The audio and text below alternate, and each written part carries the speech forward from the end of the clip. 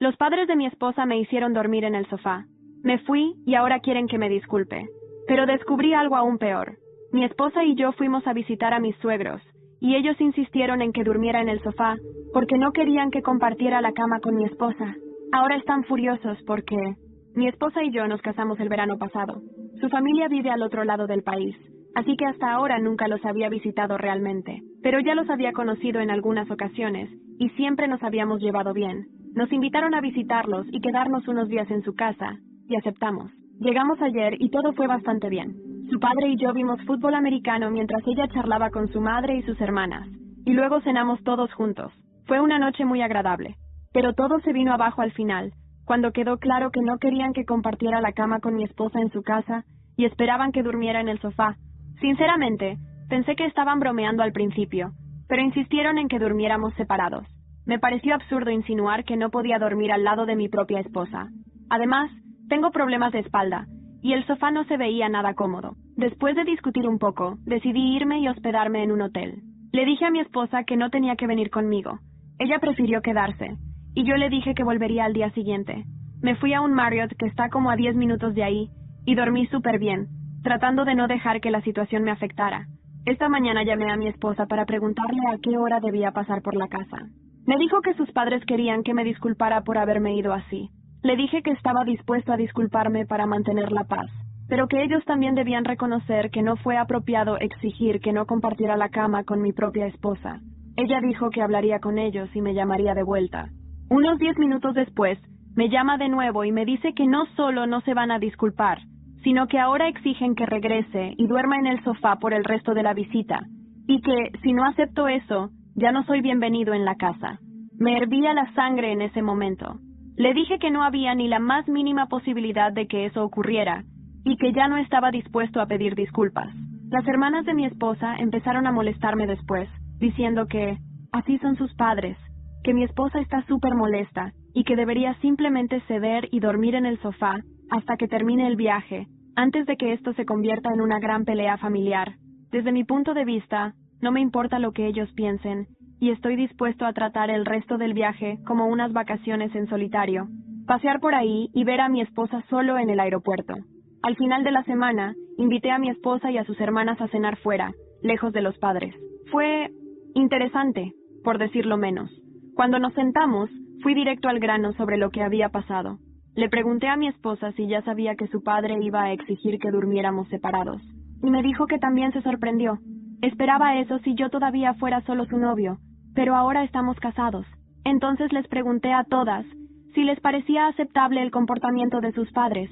Dijeron que no, pero que conocen a su papá y que es mejor dejar ese tipo de cosas pasar. Eso llevó a una conversación algo incómoda sobre cómo él puede ser controlador, cómo se enoja fácil cuando no consigue lo que quiere, y que ya estaba armando un escándalo porque lo falté al respeto al irme. El motivo por el cual todas estaban tratando de convencerme de regresar y disculparme era porque sabían que él arruinaría el resto de la semana para todos si no lo hacía. Le dije a mi esposa que estaba muy decepcionado de que no me apoyara cuando era obvio que yo tenía razón, y ella se quedó medio callada. Entonces pregunté si de verdad creían que esto tenía que ver con las reglas de la casa, o si simplemente su padre quería dejar claro quién manda. Estuvieron de acuerdo con la segunda opción. No sabía que un sofá podía convertirse en el símbolo de una guerra familiar, pero así empezó todo. No fue solo el hecho de que me pidieran dormir ahí, en ese sofá áspero, incómodo y humillante en el salón de la casa de mis suegros en Oviedo. Fue la forma, fue la mirada fría de mi suegro, Antonio, y ese tono autoritario con el que dijo: mientras estés en esta casa, las normas las pongo yo. Aquí no se duerme con mi hija, punto. Yo no supe reaccionar al principio. Pensé que era una broma. Hasta me reí, pero él no se rió, ni su esposa Carmen. Y lo que fue peor, Marta, mi mujer, no dijo ni una palabra. ¿Es en serio?, le pregunté a ella. Esperando algo, cualquier cosa. ¿No vas a decir nada? Ella solo bajó la mirada y murmuró: es solo por unos días, cariño. No quiero conflictos. ¿Unos días? ¿Así de fácil me iba a dejar tirado? Acepté el viaje para conocer mejor a su familia, para fortalecer nuestros lazos. Pensé que íbamos a compartir recuerdos. Historias, cariño. No ese tipo de humillación. Después de cenar, fui al salón con la maleta. Me senté en el sofá como si fuera un castigo. Tenía las lumbares destrozadas desde un accidente de moto a los 23, y sabía que ahí no iba a dormir ni 2 horas seguidas. Escuché risas apagadas desde el pasillo. Era como si ya no fuera parte de nada. Me sentía como un intruso, como si estuviese colándome en una vida que ya estaba cerrada para mí. Decidí irme. Le dije a Marta que me iba a un hotel, que no estaba dispuesto a pasar por eso. Me miró con una mezcla de decepción y resignación y simplemente dijo: haz lo que creas que es mejor. Yo me quedaré. No hubo lágrimas, no hubo súplica, solo silencio. Salí con rabia contenida y la respiración pesada. Conduje hasta el Marriott de Gijón, donde por fin pude recostar el cuerpo sin sentirme despreciado. Al día siguiente le mandé un mensaje temprano. Le dije que podíamos hablar, que podíamos tratar de suavizar las cosas. Marta me llamó. Su voz estaba fría. Mis padres quieren que les pidas disculpas. Dicen que los dejaste en ridículo y que abandonaste la casa como un niño caprichoso. ¿Y tú qué opinas?, le pregunté, intentando mantener la calma. No lo sé, Rubén. No quiero estar en el medio. Solo, por favor, ven y pide perdón. Aunque no lo sientas. Es lo más fácil. Me hervía la sangre. Lo más fácil. Siempre lo más fácil. Aceptar, callar, aguantar. Pero yo ya había tenido suficiente. No pienso disculparme por no aceptar que me traten como a un extraño. No en la casa de mi propia esposa. Colgó. No dijo nada más. Luego vinieron los mensajes de sus hermanas, Rebeca y Lucía. Presión, presión, presión. Es que papá es así. Es mejor ceder. Hazlo por Marta. Pero nadie se detenía a pensar en lo que yo sentía, en el insulto silencioso que representaba todo eso. Fue entonces cuando decidí que no iba a volver a pisar esa casa mientras Antonio estuviera ahí. Me sentía derrotado, hasta que algo extraño ocurrió. Esa misma tarde, mientras tomaba un café en la terraza del hotel, una mujer mayor se sentó a mi lado. Llevaba un abrigo viejo y una mirada inquieta. Me observó durante unos segundos antes de hablar. Tú eres el marido de la hija de Antonio, ¿verdad? Asentí, algo desconcertado. Ese hombre ha enterrado muchas verdades, pero todo acaba saliendo a la luz, chaval. No dejes que te doblegue. Lo peor está por venir, y también lo mejor. No me dio tiempo de preguntarle más. Se levantó y se fue como si el viento la hubiese arrastrado. Esa noche no pude dormir. Las palabras de esa mujer me retumbaban en la cabeza. ¿Qué verdades? ¿Qué quería decir con que lo peor estaba por venir? Y entonces, a las 2 de la madrugada, recibí un mensaje de voz de Rebeca. Su voz temblaba. Rubén, necesito hablar contigo, sobre papá, y sobre algo que encontramos en el desván esta noche. Algo que no debería estar allí. Cuando escuché el mensaje de Rebeca, me levanté como si me hubieran disparado. El tono de su voz no era el de una hermana queriendo meter cizaña ni el de alguien que solo quería causar drama familiar. Era miedo, auténtico miedo. Llamé enseguida. ¿Qué ha pasado? ¿Qué encontrasteis? Rebeca dudó. Se oía un murmullo de fondo, como si no estuviera sola. Lucía está conmigo, susurró. No queríamos decírselo a nadie, pero encontramos una caja, en el desván. Marta está dormida. Papá y mamá también. No teníamos derecho a subir ahí, pero... ¿Pero qué? Rubén, había cartas, fotos, documentos, todos con el nombre de una mujer, Ana Ortega. No sabemos quién es, pero estaba la misma letra de papá, y una carta dirigida a Marta, sin abrir. Mi cuerpo se tensó. ¿Una carta para Marta? ¿Y no se la han dado? Es de hace 8 años, Rubén. Está fechada en 2017. Y por la letra, creo que es de la abuela Mercedes. La abuela Mercedes, la madre de Antonio. De ella apenas se hablaba. Marta una vez me dijo que había muerto cuando era adolescente, y que su padre nunca superó esa pérdida. Pero, ¿una carta escondida? ¿Fotos? ¿Documentos? Algo no encajaba. Quiero ver todo eso. Ahora. No podemos salir sin que se den cuenta. Pero, ¿puedes venir mañana temprano? Antes de que despierten. Acordamos encontrarnos a las 6 de la mañana en una cafetería en el centro de Oviedo. Esa noche, dormí con el corazón galopando en el pecho. ¿Por qué ocultar una carta dirigida a su propia hija? ¿Por qué guardar todo eso en un rincón polvoriento del desván? Llegué antes que ellas. Estaba lloviznando. Oviedo tenía esa forma poética de parecer nostálgica incluso cuando no pasaba nada. Pero esa mañana todo olía a secretos. Rebeca y Lucía llegaron con la caja envuelta en una bolsa negra. «Está todo aquí», dijo Lucía, bajando la voz. Pero lo que más nos impactó fue esto. Sacó la carta de la abuela Mercedes. El sobre estaba amarillento. Tenía escrito a mano. Para Marta. Cuando tenga edad para saber la verdad. Mis manos temblaban al abrirlo. La carta no tenía desperdicio. La abuela hablaba de una discusión violenta que había tenido con Antonio antes de desaparecer del mapa familiar. No murió, como todos pensaban. Al menos no cuando Antonio decía. Se había marchado. En la carta decía que Antonio la había amenazado, que estaba ocultando un legado que le correspondía a Marta, y que haría cualquier cosa para evitar que ella supiera la verdad sobre su linaje. La carta terminaba con una frase estremecedora. Si estás leyendo esto es porque lograste ver más allá del miedo. Tu padre no siempre fue así, pero la ambición lo devoró. Protege a los tuyos, y no permitas que la historia se repita. Mis ojos estaban llenos de lágrimas, no de tristeza, de furia. Me giré hacia Rebeca. ¿Qué más había en la caja? Me mostraron fotos de una mujer con ojos idénticos a los de Marta, correspondencia con una abogada en Gijón, una escritura de propiedad, y algo que me dejó helado, un testamento, firmado por Mercedes Ortega. El testamento dejaba su casa, una finca en Villaviciosa, a Marta, entera, nada para Antonio, nada para nadie más. ¿Qué demonios? Susurré. Creo que papá falsificó la fecha de muerte, dijo Rebeca, mirando alrededor como si alguien pudiera oírlos. Siempre dijo que mamá se encargó del entierro sola. Nadie la vio muerta. No hubo funeral. Solo desapareció. El mundo se me giró por un momento. Todo lo que había vivido estos días empezó a adquirir un sentido más siniestro. Antonio no era solo un hombre controlador. Era un guardián de secretos. Y estaba dispuesto a aplastar a cualquiera que se acercara demasiado a la verdad. Vamos a hacer esto bien, les dije. Vamos a sacar todo a la luz. Pero con cuidado. Primero tengo que hablar con Marta. Ella merece saber la verdad. ¿Y si no te cree?, preguntó Lucía. Entonces, la perderé. Pero al menos sabré que lo intenté. Guardamos todo en el maletero de mi coche y me dirigí de nuevo al hotel. Marta me llamó a media mañana. Su tono era tenso, molesto. ¿Dónde estabas? Rebeca y Lucía no están en casa. ¿Tienes algo que ver? Respiré hondo. Tenemos que hablar, Marta. No es sobre el sofá. Es sobre tu padre. Y tu abuela. Hubo un silencio. ¿Qué estás diciendo? Solo ven al hotel esta tarde. Sola. ¿Necesitas ver algo? Ella colgó sin responder. A las 5 en punto, Marta apareció en la recepción del hotel. Llevaba una expresión neutra. Entró a la habitación como si fuera a escuchar una excusa más. Una rabieta más.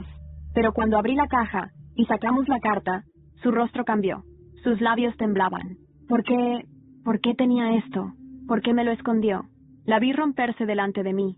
Y justo cuando estaba por abrazarla, mi móvil vibró. Era un mensaje de un número desconocido. Sé lo que estás haciendo. Detente ahora o vas a lamentarlo. No era la primera vez que recibía una amenaza velada en la vida. Pero esa me heló la sangre. Miré el mensaje 1, 2, 3 veces, como si en algún momento fuese a cambiar de forma. Marta lo notó. ¿Qué pasa?, me preguntó, aún con la carta en las manos, los ojos llorosos. No quería decirle. No aún. No mientras temblaba. No mientras tenía todo su mundo derrumbándose en el regazo. Pero mi silencio solo la hizo más ansiosa. ¿Rubén? Le mostré el móvil. Su expresión pasó de la tristeza a la alarma en segundos. ¿Quién te lo envió? Número desconocido. Pero no creo que sea una coincidencia. Ella apretó los labios. Se giró y empezó a caminar de un lado a otro de la habitación, con la carta en una mano y el móvil en la otra. ¿Tú crees que fue mi padre? La pregunta era retórica. Los dos sabíamos la respuesta. Antonio siempre fue así. Un hombre de silencios afilados, de miradas que gritaban más que cualquier insulto. Pero amenazar, eso ya era otra cosa. Tenemos que actuar con cabeza, le dije. No podemos enfrentarlo directamente. No aún. Pero esta carta, esta caja, Marta, es tu herencia, tu historia. Tienes derecho a saberla. Ella se sentó al borde de la cama, sin mirarme. ¿Sabes lo que más me duele?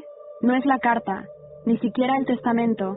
Es saber que durante años he defendido a un hombre que me negó a mi propia abuela, que nos robó recuerdos, raíces, que controló a mamá, a mis hermanas, y que yo nunca vi nada. Me senté a su lado, le puse la mano en la espalda, y ella se apoyó en mi hombro. Fue la primera vez, desde el sofá, que sentí que estábamos de nuevo juntos. Entonces empieza por ahí, susurré. No lo permitas más. Esta vez, no. Pasamos la tarde escaneando los documentos, guardando copias en una carpeta encriptada. Luego llamé al abogado que había conocido en Gijón, gracias al recepcionista del hotel. Se llamaba Elías, y tenía fama de no temerle a nadie. Le conté lo básico. Dijo que quería vernos al día siguiente. Al caer la noche, Marta volvió a casa. Quería observar a su padre. ver si hay algo en su cara que me confirme todo, me dijo. A regañadientes acepté, pero le pedí que mantuviera la calma, que no lo provocara, que no lo alertara. Al día siguiente, en la reunión con Elías, Marta habló por primera vez con una firmeza que me sorprendió. Le mostró la carta, las fotos, el testamento. Elías asintió en silencio mientras revisaba todo. Luego levantó la vista. Aquí hay suficiente para abrir una investigación, dijo. Si se confirma que la abuela Mercedes no murió cuando dijeron y que se ocultó el testamento, esto es grave, muy grave.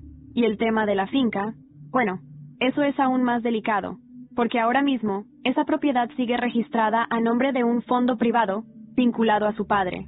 ¿Un fondo privado?, pregunté. ¿No está a su nombre? Claro que no.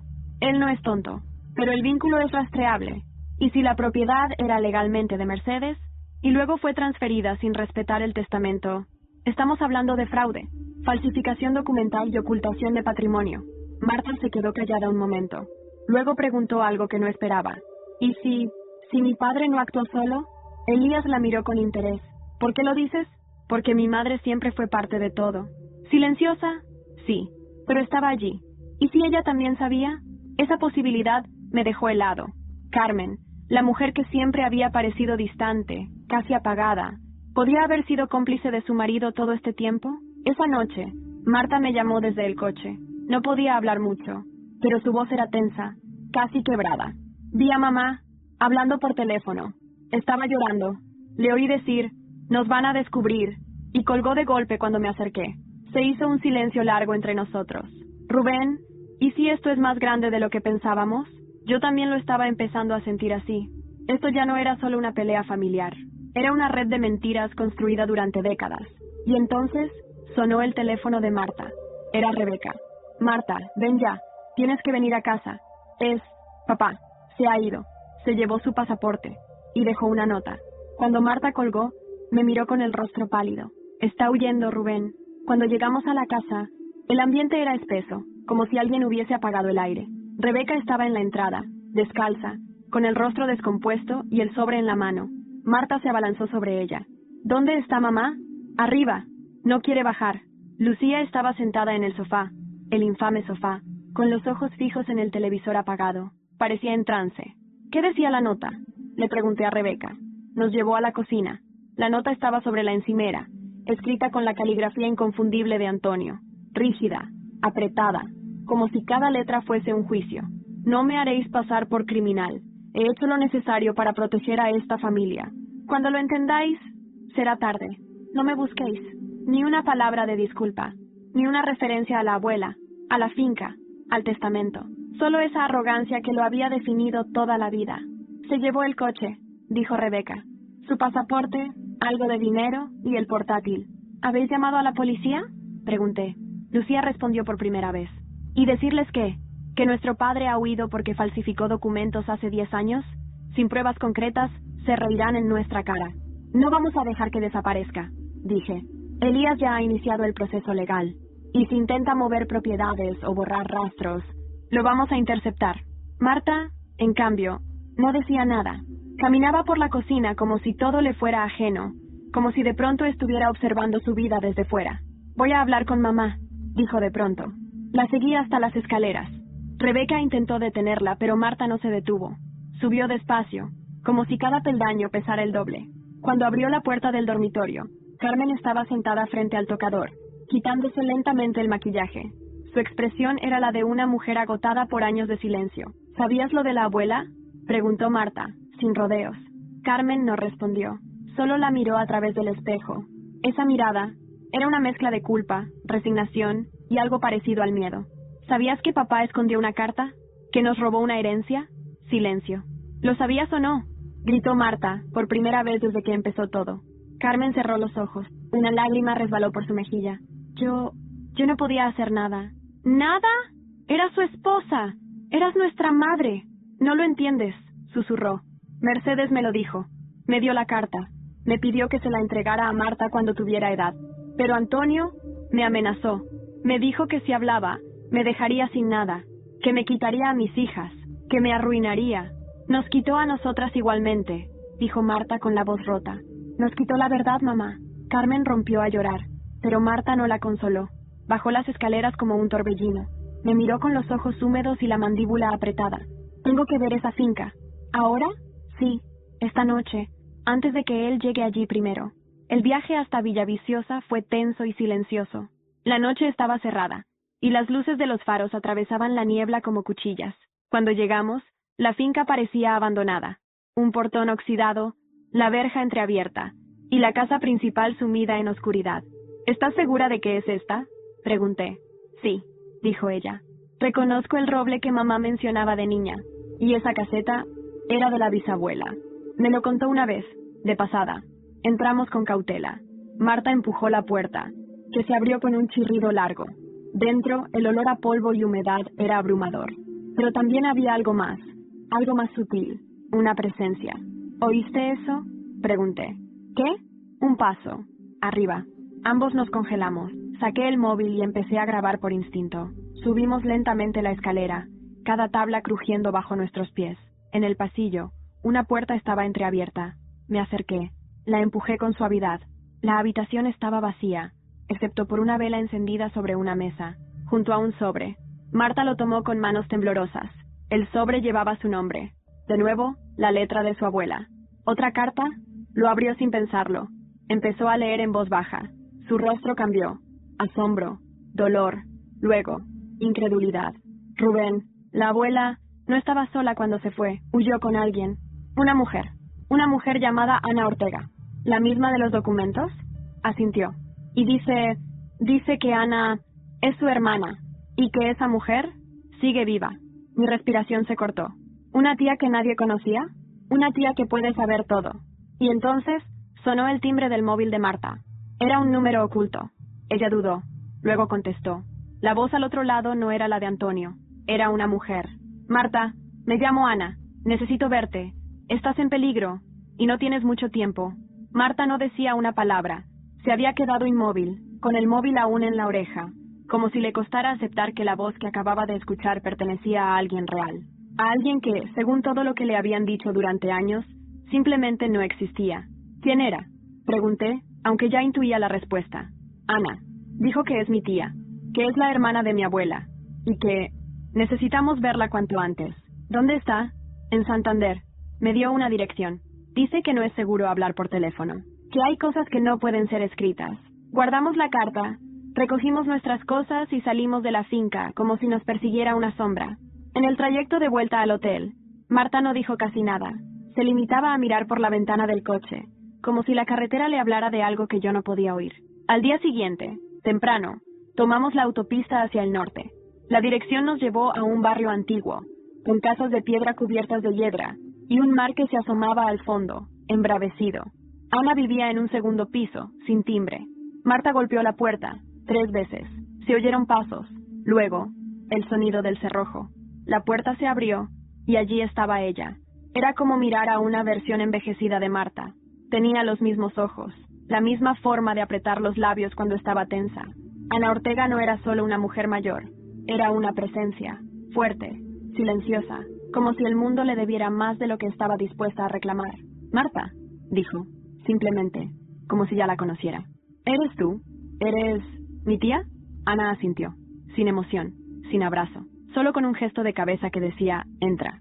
Yo la seguí, cerrando la puerta detrás de nosotros. El interior del piso era modesto pero cálido.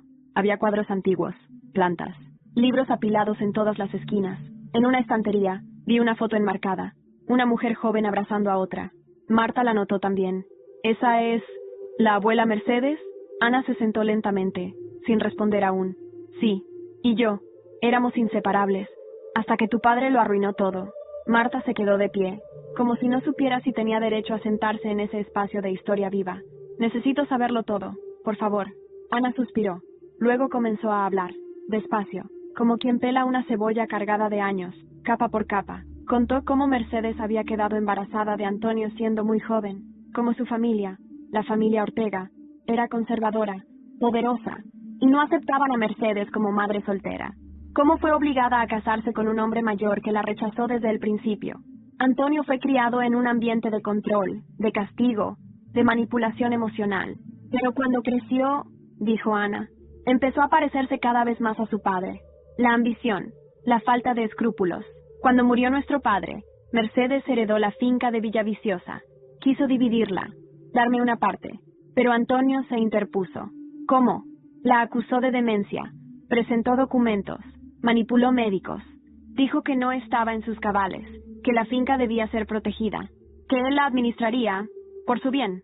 Ana se levantó, sacó una carpeta de un armario. Yo lo denuncié. Intenté pelear, pero no tenía recursos, y Mercedes tenía miedo. Por eso desaparecimos. Nos fuimos. Ella cambió su nombre. Vivimos en el sur durante años, hasta que enfermó. Marta tenía lágrimas en los ojos. ¿Y por qué nunca me buscó? ¿Nunca me escribió? Lo hizo, muchas veces. Pero tu padre interceptó todo. Lo vigilaba todo. Nos amenazó. Me dijo que si alguna vez me acercaba a ti o a tus hermanas, lo lamentaría. Sacó otra carta, también dirigida a Marta, con un sello antiguo, nunca abierta. Mercedes escribió esto poco antes de morir. Quería que la tuvieras, pero tuve miedo. Marta la abrió con manos trémulas. No leyó en voz alta, pero pude ver cómo se deshacía por dentro con cada palabra. Al terminar, levantó la vista. ¿Qué hacemos ahora? Ana se acercó. La miró fijamente. Lo que deberías haber hecho siempre. Reclama lo que es tuyo. No solo la finca, la historia, el nombre, tu derecho a decidir quién eres. Y no dejes que Antonio desaparezca sin pagar. En ese momento, sonó mi móvil. Era Elías. Rubén, necesito que vengas a Gijón cuanto antes. Antonio ha transferido la finca a una empresa pantalla en Andorra. Lo hizo esta mañana. Marta se quedó helada. Nos está quitando todo. Otra vez. Ana no titubeó. Entonces es hora de pelear. No como víctimas, como herederas, como Ortega. Y en ese instante, comprendí que la verdadera guerra apenas había comenzado. Nunca me había sentado en una oficina de abogados con el corazón latiendo en la garganta. Pero esa mañana en Gijón, frente a Elías y su equipo, sentí que estaba a punto de entrar en un campo de batalla sin regreso. Marta tenía el rostro endurecido. Ana estaba sentada a su lado como una matriarca silenciosa. Yo no dije nada. Estaba allí para apoyar, pero esta pelea ya no era solo mía. Era de ellas, de su linaje, de su legado. Elías desplegó los documentos sobre la mesa. Antonio ha usado una estructura de empresas pantalla para mover la titularidad de la finca de Villaviciosa. Técnicamente, ya no está a su nombre. Legalmente, pertenece a una sociedad con sede en Andorra, de la que él es beneficiario indirecto. Marta cerró los ojos. Elías continuó. Pero hay algo que juega a nuestro favor. El testamento original de Mercedes y los documentos que prueban que fue falsificado o ignorado. Además, el testimonio de Ana es crucial. Ana asintió con la calma de quien ha esperado décadas para hablar. Estoy dispuesta a declarar, afirmar bajo juramento que mi hermana no estaba incapacitada, que su voluntad fue ignorada y que Antonio manipuló su desaparición para quedarse con todo. Necesitamos actuar rápido, dijo Elías. Voy a solicitar una medida cautelar para bloquear cualquier movimiento de activos de esa sociedad en territorio español. También vamos a presentar una demanda por fraude hereditario. Pero hay algo más. Marta lo miró. ¿Qué? Elías suspiró. Según nuestras fuentes, Antonio no está en Andorra. Creemos que está en Madrid, con un nuevo alias, intentando desaparecer. Y está con alguien. ¿Con quién?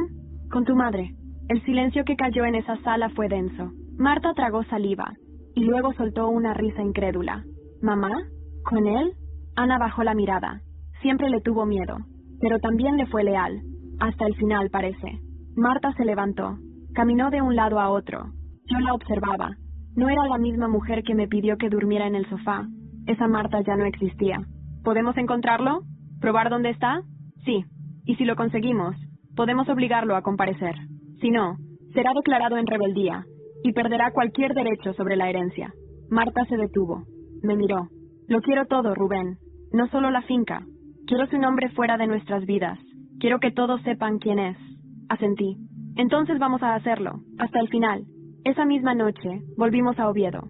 Rebeca y Lucía nos esperaban en el hotel. Les contamos todo. Lo de Ana, lo de la finca, lo de su madre. No puedo creer que se haya ido con él, dijo Rebeca. ¿Y nosotras qué? ¿Simplemente se va y deja todo arder? Quizás piensa que aún puede salvarlo, murmuró Lucía. O salvarse ella. ¿Y qué vamos a hacer? Preguntó Rebeca. Vamos a pelear, respondió Marta. Como lo hizo la abuela, como Ana. Las siguientes semanas fueron una carrera contra el tiempo. Elías activó todos los recursos legales. Se emitió una orden de localización. Se rastrearon movimientos bancarios. Se bloqueó la venta de la finca. Y mientras tanto, Ana comenzó a recibir llamadas anónimas. Amenazas. Una noche, después de una audiencia preliminar, recibimos un sobre bajo la puerta del hotel, sin remitente. Dentro había una foto, Marta y yo, saliendo del juzgado, marcados con una cruz roja, y una nota escrita a mano. Si sigues cavando, acabarás enterrada. Ana la quemó en el lavabo del baño. No van a asustarnos. Ya no. Pero algo dentro de mí cambió. Esto ya no era solo una batalla por la verdad. Era una guerra por la supervivencia. Y entonces llegó la noticia que lo transformó todo. Una llamada del juzgado de Madrid. ¿Sí? Respondí. ¿Rubén Llorente? Ha sido localizada una mujer que responde al nombre de Carmen del Sol. Está ingresada en el Hospital Universitario de La Paz. Ha sufrido un colapso. Ha pedido verte. Me quedé helado. ¿A mí? A usted. Solo a usted. Colgué. Me giré hacia Marta. Es tu madre. Está en Madrid. Está pidiendo verme. Nunca imaginé que una de las escenas más intensas de mi vida sucedería en una sala de hospital, bajo luces frías y rodeado de enfermeras que parecían vivir en un mundo paralelo, ajenas a todo lo que ardía dentro de mí. Me anuncié en recepción. Di mi nombre. Mostré el mensaje que había recibido. Me pidieron que esperara. Minutos después, una enfermera joven, con cara de haberlo visto todo, me indicó con la cabeza. Habla poco. Está débil. Pero dice que tiene algo importante que decirle. Solo a usted. Asentí y seguí su paso silencioso por el pasillo blanco. Cuando entré en la habitación, Carmen estaba en la cama, pálida, con oxígeno en la nariz y los ojos cerrados. Pero al oír la puerta, abrió los ojos. Me miró. Sonrió. Apenas. Rubén. No sabía cómo sentirme. Durante semanas había querido verla, enfrentarla, pedirle explicaciones. Pero ahora, en ese estado, solo vi una mujer derrotada por sus propias decisiones. Estoy aquí, le dije, acercándome a la cama. Dijiste que querías verme. Quería que alguien supiera la verdad. Alguien que no me odiara por completo. Tragué saliva. No estoy seguro de ser esa persona. Ella cerró los ojos un momento. Luego los abrió con esfuerzo. Antonio se volvió otra persona cuando su madre lo enfrentó. Siempre fue controlador, sí, pero después de eso, era como si llevara fuego por dentro. Me hizo elegir. Me dijo que si no destruía esa carta, si no lo apoyaba, me dejaría sin mis hijas. ¿Y tú aceptaste? Dije. ¿Sin suavidad? Sí. Las veía dormir tan pequeñas y no supe ser valiente. Después ya no fue por miedo. Fue por costumbre. Por no romper todo. Me miró, esta vez con súplica. Quise contarlo muchas veces, pero cada vez que me decidía, él se adelantaba, me aislaba, me recordaba todo lo que podía perder. Y cuando supe que Mercedes había muerto de verdad, me resigné. Pensé, ya no importa. Pero importaba, ¿verdad? Mucho, respondí, sin poder ocultar el rencor. Le quitaste a tu hija una abuela. Le quitaste una historia. Una lágrima se deslizó por su mejilla. No quiero tu perdón. Solo necesito darte esto. Metió la mano bajo la almohada. Sacó un sobre, viejo, doblado, con una mancha en una esquina. Me lo entregó con un temblor. Es el original. El testamento completo. El que Mercedes redactó a mano. El que Antonio ocultó. Con su firma. Y con una nota para Ana también. Él lo tenía escondido. Pero yo lo recuperé antes de irnos. Lo guardé en mi bolso. Y cuando nos instalamos en Madrid, lo escondí. Abrí el sobre. Allí estaba. La misma letra delicada. La firma. Todo. ¿Por qué me lo das ahora? Porque tú sí vas a hacer lo correcto. Y porque Marta merece saber que, aunque tarde, su madre no murió del todo cobarde. Me quedé en silencio. Guardé el sobre con cuidado. La miré. ¿Dónde está Antonio? Ella me sostuvo la mirada. Por un segundo, pareció debatirse entre protegerlo o liberarse. Está en un piso en Lavapiés, con documentación falsa. Está esperando una transferencia. Quiere irse del país en 2 días. ¿Y tú? No lo seguiré. No me quedan fuerzas. Quizás esto es todo lo que puedo hacer ahora. Me levanté. Caminé hacia la puerta. Rubén. Me detuve. ¿Le dirás a Marta que lo siento? Respiré hondo. Se lo diré. Pero no sé si querrá oírlo. Salí de la habitación con el corazón ardiendo.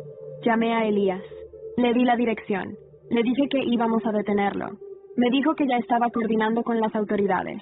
Y luego, llamé a Marta. Tengo el testamento original. Tu madre me lo entregó. Y sé dónde está tu padre. Del otro lado. Silencio. Luego una frase baja, temblorosa. Entonces vamos a buscarlo. 2 horas después, Marta, Ana, Rebeca y yo estábamos frente al edificio viejo de Lavapiés. Elías y un agente de policía vestido de civil esperaban en un coche cercano. La tensión era insoportable, pero entonces la puerta del edificio se abrió, y allí estaba él, Antonio, caminando con calma, gafas de sol, maletín en mano. Creía que lo tenía todo controlado. Marta dio un paso adelante. Él la vio, se detuvo. ¿Tú? Ella no dijo nada. En ese instante los agentes lo rodearon. Lo esposaron. No opuso resistencia. Solo me miró a mí. ¿Contento? Mucho, respondí. Y mientras lo llevaban al coche, una vecina del barrio, curiosa, se acercó a Ana y le preguntó, ¿quién era ese? Ana sonrió con una mezcla de alivio y victoria. Solo un hombre que vivió de mentiras, y que por fin tendrá que enfrentarse a la verdad. Nunca pensé que ver a alguien esposado pudiera provocar tanto silencio. No solo en la calle, no solo entre los nuestros, sino dentro de mí. Cuando Antonio fue subido al coche policial, no sentí alivio inmediato, ni triunfo. Sentí vértigo, porque cuando la verdad finalmente explota, lo que queda es el eco. Y ese eco no perdona a nadie. Marta no habló durante el trayecto de vuelta. Tenía la mirada perdida, fija en un punto invisible más allá del parabrisas. Solo cuando llegamos al hotel, rompió ese silencio. Nunca pensé que lo vería así, tan humano. ¿Te arrepientes?, le pregunté con cautela. No, solo me doy cuenta de que toda mi vida giró en torno a una mentira tan bien armada, tan perfectamente construida, que no sé quién sería hoy si la hubiera sabido antes. Ana se sentó junto a ella, tomando su mano con firmeza. Eres fuerte, porque lo enfrentaste. Eso ya te diferencia de él. La verdad se movía como una grieta lenta por toda la familia. En las siguientes semanas, los juicios preliminares comenzaron. La prensa local se enteró. El caso se convirtió en un murmullo constante entre las calles de Oviedo y Gijón. El patriarca respetado que robó la herencia de su madre, escondió a su tía y manipuló a su familia durante décadas. Elías nos aconsejó no exponernos demasiado, pero la finca fue bloqueada legalmente, las cuentas intervenidas, y Antonio cayó, no solo por el testamento, cayó por fraude documental, por evasión fiscal, por coacción. Su red de mentiras se deshizo como tela mojada. Durante una audiencia, Marta quiso hablar. Lo pidió al juez. Todos se sorprendieron, incluso yo. Se levantó, caminó con paso firme hacia el estrado y miró directamente a su padre. Nunca me pediste perdón, ni siquiera ahora. Pero yo no estoy aquí para pedirte nada. Solo para decirte que, a pesar de todo, no me rompiste. Me quitaste una abuela. Me mentiste sobre quién era. Me criaste en una cárcel sin barrotes. Pero ahora soy libre. Y tú eres solo un hombre, no un dios. Antonio no dijo una palabra. No la miró. Carmen no fue al juicio. Seguía ingresada, recuperándose lentamente. Marta fue a verla un par de veces. Le llevó cartas. Le dejó una foto con Ana. No hablaron mucho. No había muchas palabras que pudieran reparar un abandono de tantos años. Pero algo se quebró en el hielo. Algo empezó a sanar. Rebeca, por su parte, decidió mudarse a Barcelona. Había conseguido una beca para un máster en psicología. Quería entender mejor cómo las dinámicas familiares podían silenciar a una persona hasta desaparecerla por dentro. Lucía, más reservada, comenzó a colaborar con una asociación que ayuda a mujeres en relaciones abusivas. Me confesó una noche, mientras tomábamos un vino en la terraza del hotel. Siempre pensé que mi madre era débil, pero ahora sé que lo que vivió fue una prisión invisible.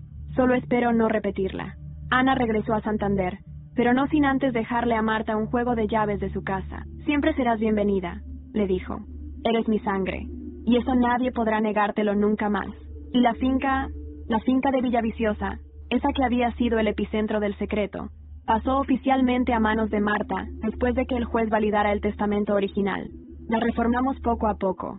Pintura, ventanas nuevas, muebles restaurados. Cada rincón recobraba memoria. Una tarde, ya entrada la primavera, Marta y yo nos sentamos bajo el roble que Mercedes mencionaba en sus cartas, el mismo que aún guardaba la sombra de todas las generaciones que lo habían conocido. ¿Te arrepientes de haber venido?, le pregunté. Ella sonrió, sin apartar la mirada de las hojas que se mecían con el viento. Me arrepiento de no haberme ido contigo al hotel aquella primera noche, de haberte dejado solo. Le tomé la mano. Nunca estuve solo, Marta. Solo estaba esperando que tú encontraras tu voz. Ella apoyó la cabeza en mi hombro. La encontré, y no la pienso perder nunca más. En ese momento, el móvil vibró. Era un mensaje de Elías. Antonio ha firmado la confesión completa. Se enfrenta a 9 años de prisión efectiva.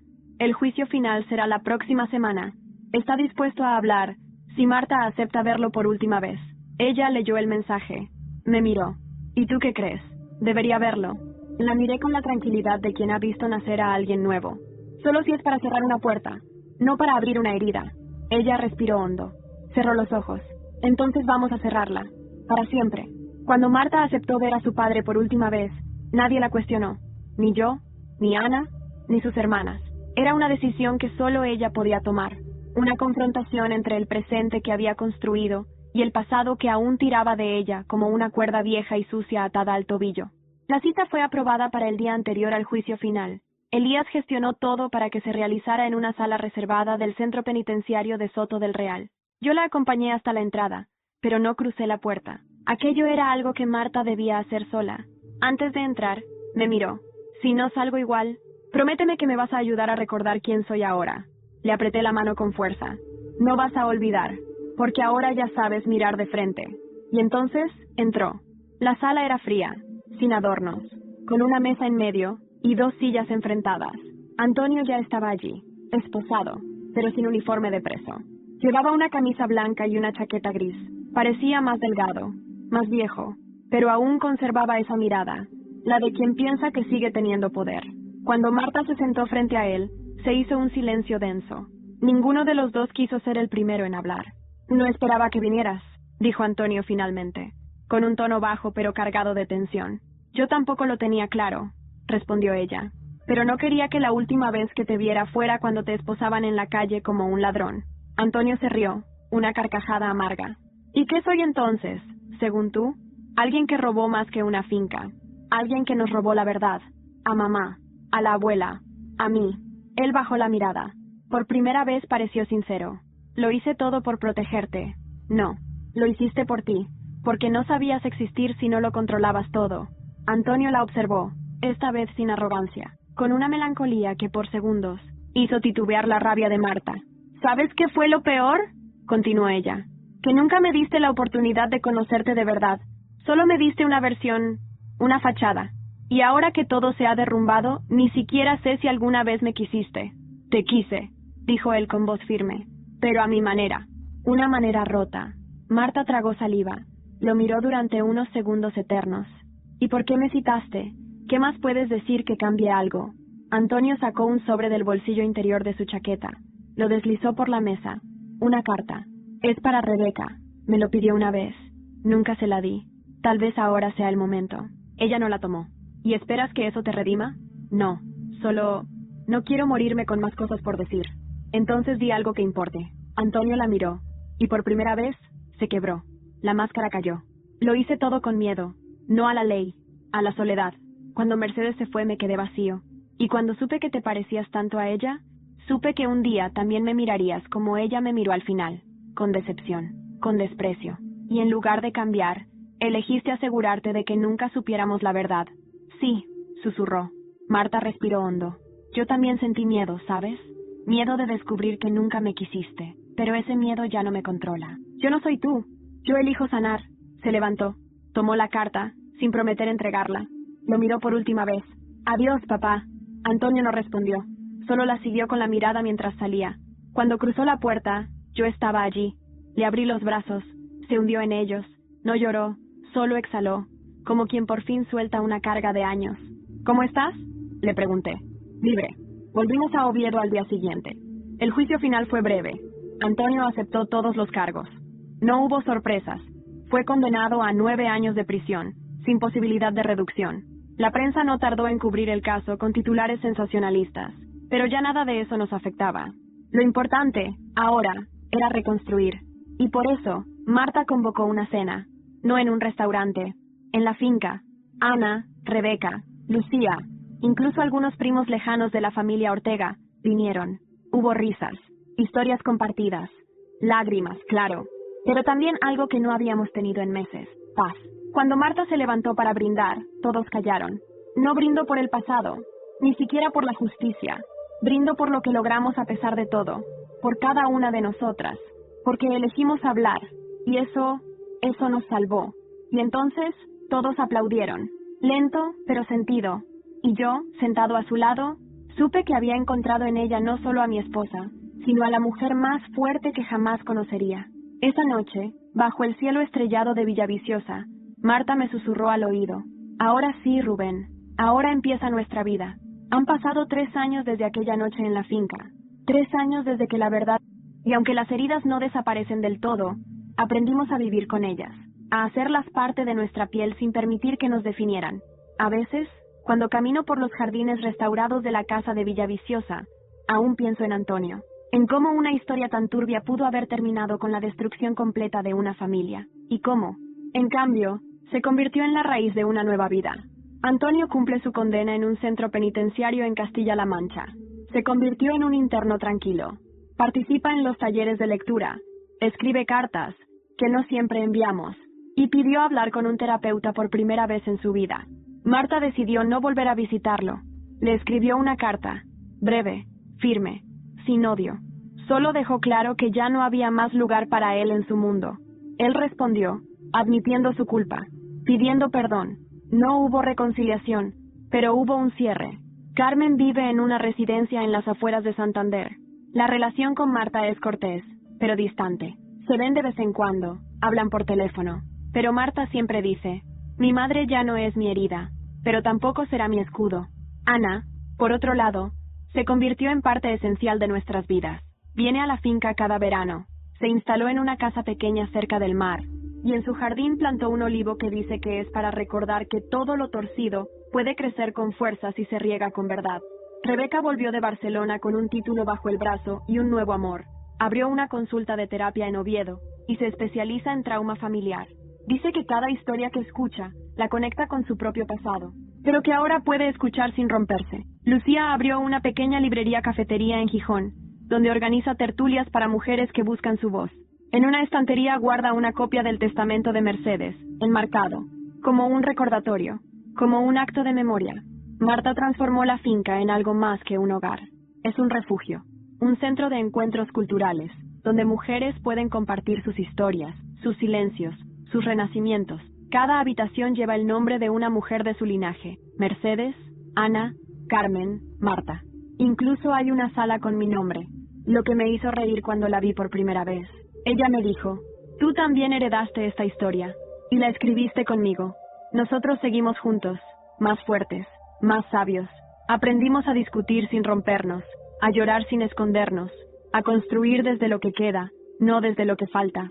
A veces, por las tardes, nos sentamos bajo el roble, ese que vio tanto y sobrevivió a todo. Marta siempre dice que ese árbol es como nosotras, raíces profundas, corteza dura, pero hojas suaves que no temen al viento. Una mañana, hace poco, recibimos una carta, sin remitente. Era de Antonio. Dentro, solo una foto, de Mercedes, joven, con Ana, bajo ese mismo roble. Y detrás, una frase escrita a mano: perdí todo por querer controlarlo todo. Vosotras lo ganasteis por atreveros a soltar. Marta la enmarcó y la colgó en la sala principal. Que lo sepan todas, me dijo, que el poder nunca estuvo en el control. Estuvo siempre en la verdad. Y ahora, mientras escribo esto, veo a Marta jugando en el jardín con nuestra hija. Sí, nuestra hija. Se llama Mercedes, como su bisabuela. Tiene la mirada curiosa de su madre, y la risa libre de quien nunca conocerá el silencio obligado. El pasado no desaparece, pero ahora lo miramos sin miedo. Lo honramos sin cargarlo, porque aprendimos que a veces, para construir un legado nuevo, hay que romper primero el que nos impusieron, y eso fue lo que hicimos. Lo rompimos, y luego, lo reconstruimos.